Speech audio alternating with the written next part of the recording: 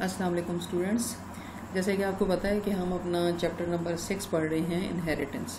अपने पिछले लेक्चर में हमने देखा कि ट्रेड्स जो हैं वो कैरेक्टर्स होते हैं which are transferred from parents to their offsprings. और इसके बाद हमने स्टडी किया स्ट्रक्चर ऑफ डीएनए को, उसमें हमने न्यूक्लियोसोम्स को देखा, फिर हमने Watson and Crick model of DNA पढ़ा। आज हम अपना नेक्स्ट टॉपिक पढ़ेंगे जो हम पिछले लेक्चर में भी देख चुके थे, लेकिन आज हम उसको फिर एक बार रिवाइज कर लेंगे। How does DNA of chromosomes work. पिछली बार भी मैंने आपको बताया था कि डीएनए जो है ये क्या है, जेनेटिक मटेरियल है which is transferred from parents to their next generation.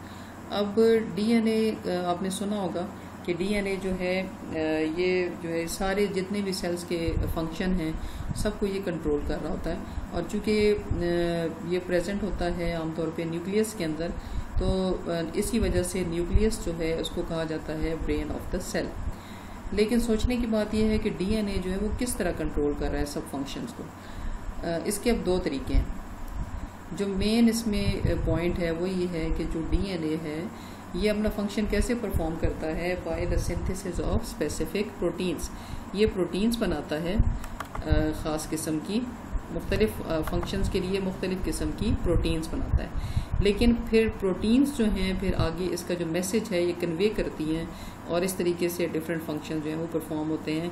अब प्रोटीन दो तरह से अपना काम करती हैं। एक तो ये कि उनमें से कुछ क्या करती हैं, वो स्ट्रक्चरल रोल्स प्ले करती हैं, मतलब वो स्ट्रक्चर बनाती हैं। तो कुछ प्रोटीन्स ऐसी होंगी, फॉर एग्जांपल जो हमारे मसल सेल्स हैं, अगर स्ट्रक्चर बनाना जो है वो मकसूद है, वो चाहिए सेल को, तो फिर मसल्स बनेंगे और उसकी जो प्रोटीन्स हैं वो बनाएगा सेल। और अगर बाकी जो फंक्शंस हैं, मुख्तलिफ किस्म के रिएक्शंस को कंट्रोल करना है, तो फिर ये जो प्रोटीन्स होंगी they will be change into different enzymes to control all biochemical reaction of the cell. तो इस तरीके से सेल के अंदर जितने केमिकल रिएक्शंस हो रहे हैं वो कंट्रोल होते हैं by the formation of different enzymes. तो जो डीएनए है वो किस तरह काम करता है, बाय मेकिंग डिफरेंट प्रोटीन्स। और फिर प्रोटीन्स जो हैं वो दो तरह के रोल्स प्ले करती हैं, structural roles and they form different enzymes to control biochemical reaction of cell. तो इस तरह से जो डीएनए है ये कंट्रोल करता है डिफरेंट फंक्शंस ऑफ सेल। उम्मीद आपको समझ में आ गया होगा ये टॉपिक। अच्छा जी, अब हमने देखा कि डीएनए जो है वो अपना फंक्शन परफॉर्म करता है प्रोटीन बनाने के ज़रिए से। लेकिन अब हमने ये देखना है कि प्रोटीन जो है वो किस तरह से बनती है। तो इसमें दो मेजर स्टेप्स हैं, और ये जो स्टेप्स हैं इनमें जो फर्स्ट स्टेप है उसे हम कहते हैं ट्रांसक्रिप्शन। ट्रांसक्रिप्शन जो है ये एक ऐसा प्रोसेस है कि जिसमें जो न्यूक्लियस के अंदर होता है और उसमें जो डीएनए प्रेजेंट है, आपने पीछे पढ़ा था कि डीएनए जो है it is made of 2 strands which are in the form of a helix, double helix. तो वो जो हीलिक्स है, जो डबल स्ट्रैंडेड डीएनए है, वो दरमियान से खुल जाता है और उसमें से एक जो है स्ट्रैंड उसका वो कॉपी कर लेता है अपने आप को इन the form of a messenger RNA.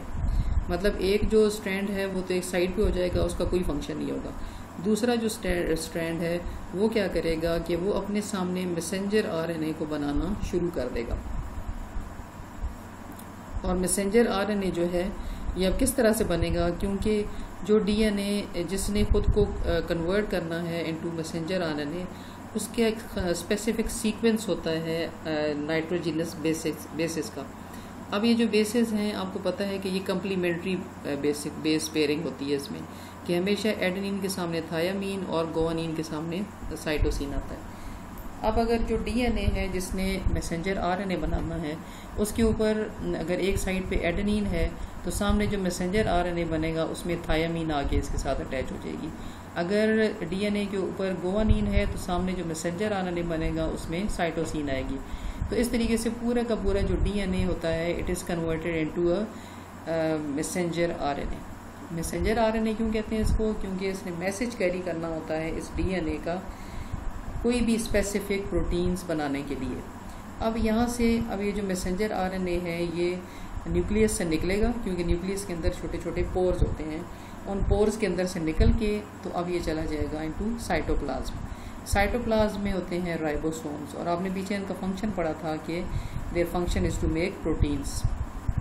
हम वो किस तरह से बनाएंगे कि ये जो मैसेंजर आरएनए का सीक्वेंस है, ये जो इसकी पूरा स्ट्रैंड है, ये जाके अटैच हो जाएगा राइबोसोम्स के साथ, और फिर राइबोसोम्स जो हैं उनके ऊपर वो जो हैं वो क्या करती हैं कि इस मैसेंजर आरएनए को अब वो कन्वर्ट कर देंगी इनटू सीक्वेंस ऑफ प्रोटीन्स।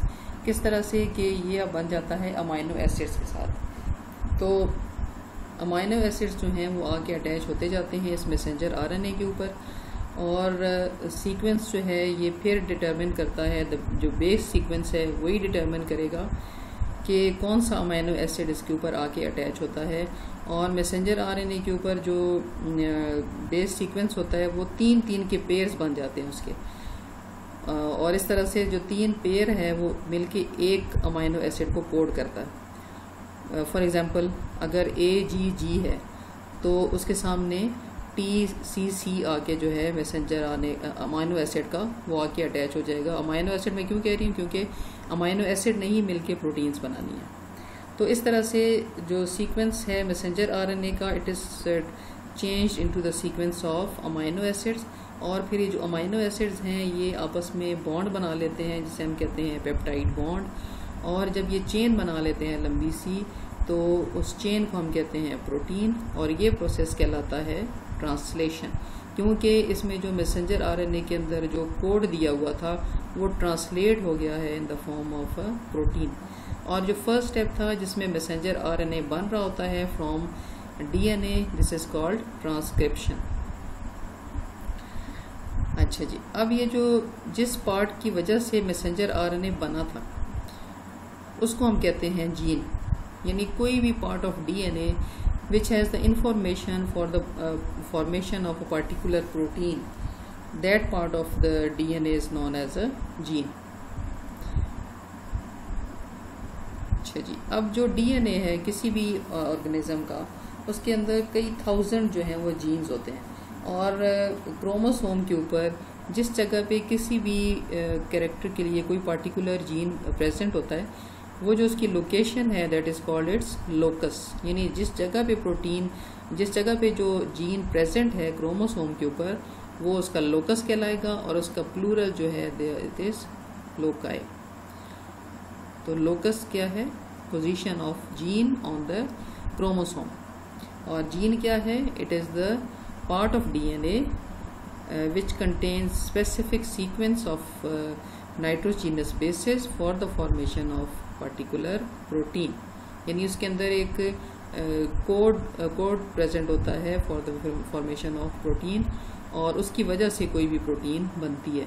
किस तरह से कि वो फिर मैसेंजर आरएनए में कन्वर्ट हो जाती है इन्फॉर्मेशन, और मैसेंजर आरएनए जब अटैच होता है जाके राइबोसोम्स के साथ, और राइबोसोम जो हैं उसके सीक्वेंस को रीड कर लेते हैं मैसेंजर आरएनए को, और उसके कम्प्लीमेंट्री अमाइनो एसिड्स जो हैं वो अटैच करते जाते हैं। अमाइनो एसिड जो आपस में बना लेते हैं bond which is called peptide bond, और इस तरीके से जो सीक्वेंस है मैसेंजर आरएनए का it is converted into sequence of protein, और इस तरीके से प्रोटीन बन जाती है। अब ये जो प्रोटीन है या तो ये स्ट्रक्चरल रोल प्ले करेगी, और या फिर ये बनाएगी in different types of enzymes to control the different biochemical reaction of the cell।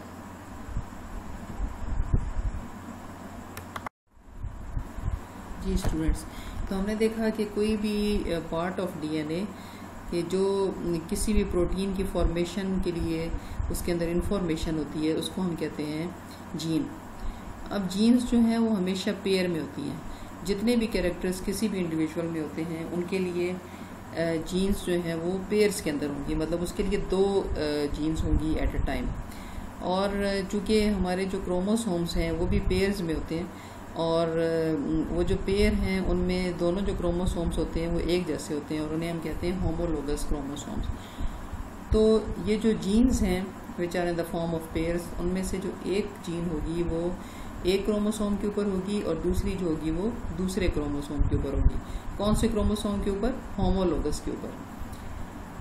तो अब जो दोनों चीज़ें हैं, जीन्स भी और क्रोमोसोम भी दोनों पेयर्स में हैं, तो इस तरह से दोनों के ऊपर एक एक जीन होगी। और ये जो जीन है फॉर द सेम कैरेक्टर, ये जो जीन्स होती हैं जो पेयर्स की फॉर्म में प्रेजेंट हैं, इनको हम अलील्स भी कहते हैं। मिसाल के तौर पे अगर किसी इंडिविजुअल में दो जीन्स पाई जाती हैं स्किन कलर के लिए, तो ये देखें, उसको हम ए से रिप्रेजेंट करते हैं, कैपिटल ए और कैपिटल ए के से। तो अब ये जो दोनों हैं ये अलील्स हैं एक दूसरे के, और कई दफ़ा ये इनको हम कैपिटल से लिखते हैं, कई बार इनको हम स्मॉल से लिखते हैं। तो बहरहाल ये हम आगे देखेंगे कि इसकी वजह क्या है, लेकिन ये दोनों जो हैं ये एक दूसरे के अलील हैं। सेम भी हो सकते हैं और डिफरेंट भी हो सकते हैं, लेकिन ये हमेशा पेयर्स में होंगे। अब जिस वक्त मियोसिस होती है, जिस मियोसिस में आपने पढ़ा था कि क्रोमोसोम नंबर हाफ हो जाता है, तो ये जो होमोलोगस क्रोमोसोम्स हैं ये डिवाइड हो जाते हैं, और इनमें से एक क्रोमोसोम एक गैमीट में जाता है, दूसरा दूसरे में जाता है। अब चूंकि जो अलील्स हैं उनका वो भी पेयर्स में थे, उनमें से एक क्रोमोसोम पे था, दूसरा दूसरे पे था। तो चूंकि क्रोमोसोम्स एक दूसरे से अलग हो गए हैं, तो इस वजह से जो अलील्स हैं वो भी सेपरेट गैमीट्स में चले जाते हैं। एक जो है वो किसी एक गैमीट में जाएगा और दूसरा किसी दूसरे में जाएगा। अब ये जो है आगे चांस की बात है कि आया वो जिस वक्त ज़ायगोट बनता है तो वो दोनों ही आपस में मिलते हैं, या कोई और दो जो है नए वो आपस में मिल जाते हैं, कोई रिकम्बिनेशन बना लेते हैं। तो ये तो चांस पे डिपेंड करता है, इसमें कोई कंफर्म बात नहीं कही जा सकती। लेकिन बहरहाल जिस वक्त मियोसिस होती है तो अलील्स जो हैं, pairs of alleles present on the homologous chromosome, they separate from each other. और जिस वक्त फर्टिलाइजेशन होती है यानी ज़ायगोट बनता है, तो ये जो अलील्स हैं ये फिर से आपस में मिल जाते हैं, यानी फिर से पेयर्स में आ जाते हैं। ज़रूरी नहीं कि पहली वाली आएँ, कोई नए भी आ सकते हैं, लेकिन बहरहाल पेयर में होना जो है वो लाजमी है। अच्छा जी, नेक्स्ट हमारा टॉपिक है जीनोटाइप। अगर हम देखें किसी भी इंडिविजुअल में कि उसमें ये जो अलील्स हमने पीछे पढ़ी हैं, या जो जीन का जो पेयर हमने देखा है कि वो कौन कौन सी हैं उसके अंदर, तो हम उसको उसकी जीनोटाइप कहेंगे। जीन से निकला हुआ है ये जो जीनोटाइप है, यानी जीन्स की कौन सी टाइप है या किस टाइप के जीन उसके अंदर प्रेजेंट हैं, तो ये चीज़ कहलाती है जीनोटाइप। फॉर एग्जांपल, जैसे पीछे मैंने आपको बताया कि या तो वो दोनों स्मॉल लेटर से हम लिखते हैं या दोनों कैपिटल से लिखते हैं, यानी दोनों एक जैसे होते हैं। तो इसकी अब दो किस्में हैं, homozygous and heterozygous genotype. Homo means same, तो जब ये दोनों सेम होंगे तो हम इसे कहेंगे होमोजाइगस जीनोटाइप। और heterozygous in which both the genes of a gene pair are different, एक कैपिटल है दूसरा ये स्मॉल है। तो इस तरह से जो पेयर है इसके दोनों जीन्स एक दूसरे से डिफरेंट है, तो ये जो जीनोटाइप होगी it is called heterozygous genotype. अब ये जो पेयर्स हैं जीन के या जो अलील्स के पेयर हैं, इनमें से कई दफ़ा ये होता है कि अगर किसी इंडिविजुअल में दो प्रेजेंट हैं तो अक्सर ये होता है कि एक जो है वो खुद को एक्सप्रेस कर लेता है in the form of traits, और दूसरा जो है वो खुद को एक्सप्रेस नहीं कर सकता। मिसाल के तौर पर अगर कोई ऐसा इंसान है कि जिसके जो हेयर कलर है वो ब्लैक है, और दूसरे पेरेंट्स में से किसी एक का जो है वो किसी और कलर का है, गोल्डन है कलर उसका, तो चांसेस ज़्यादा क्या हैं कि जो डॉटर्स हैं या जो नेक्स्ट जनरेशन है उनमें क्या होगा कि ब्लैक कलर जाएगा, इसका चांस ज़्यादा है। तो यानी अब जो ब्लैक कलर है वो खुद को एक्सप्रेस कर रहा है, तो वो किस वजह से कर रहा है, क्योंकि उसको जो जीन कंट्रोल कर रहा है वो क्या है, डोमिनेंट है, गालिब है। यानी डोमिनेंट या गालिब होना का मतलब क्या है कि ये इंसानों के में भी ये चीज़ कही जा सकती है कि कुछ लोग ऐसे होते हैं कि जब वो होते हैं तो वो किसी और को अपने खुद से आगे नहीं बढ़ने देते, उनकी डोमिनेंट पर्सनैलिटी होती है, दूसरों पे गालिब आ जाते हैं। तो इस तरीके से जीन्स भी जो हैं डोमिनेंट होते हैं, जब वो प्रेजेंट होते हैं तो उनकी मौजूदगी में कोई दूसरा जो जीन है वो खुद को एक्सप्रेस नहीं कर सकता। और जो डोमिनेंट अलील्स हैं, जीन्स हैं, उनको हम हमेशा कैपिटल लेटर से शो करते हैं।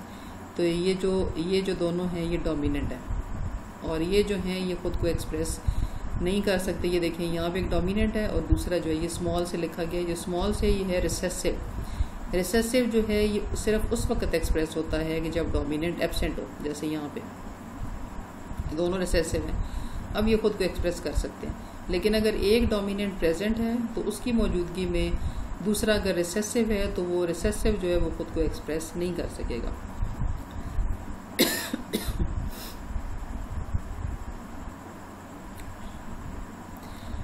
अच्छा जी, अगर हम देखें कि जो जीनोटाइप है वो खुद को एक्सप्रेस करती है in the form of physical trait, तो फिर उस चीज़ को हम कहते हैं फिनोटाइप।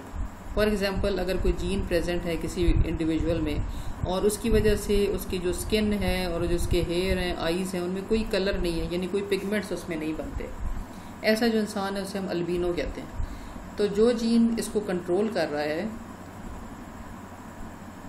वो जो है इसका मतलब है खुद को एक्सप्रेस कर रहा है। और ये जो एल्बिनिज्म है ये जो है ये इसकी फिनोटाइप है, यानी उस जीन की जो है ये फिनोटाइप है। जीन खुद को एक्सप्रेस कर रहा है in the form of albinism. और इसी तरह से अगर किसी इंसान में नॉर्मल पिगमेंटेशन है, उसके स्किन में, उसके हेयर में, उसकी आईज के अंदर पिगमेंट्स हैं, उनका एक ख़ास कलर है, तो इसका मतलब है कि जो जीन इस कलर को कंट्रोल कर रही है वो खुद को एक्सप्रेस कर रही है in the form of these pigments. ये उसकी यानी नॉर्मल पिगमेंटेशन जो है ये उसकी फिनोटाइप है। और ये फिनोटाइप किसकी वजह से है? जीन्स की वजह से। यानी उसकी जो जीनोटाइप है वही कंट्रोल करती है उसकी फिनोटाइप को। ये कंट्रोल कर रही होती है कि उस इंसान में डिफरेंट कैरेक्टर्स जो हैं वो कौन कौन से होंगे, किस फॉर्म में होंगे।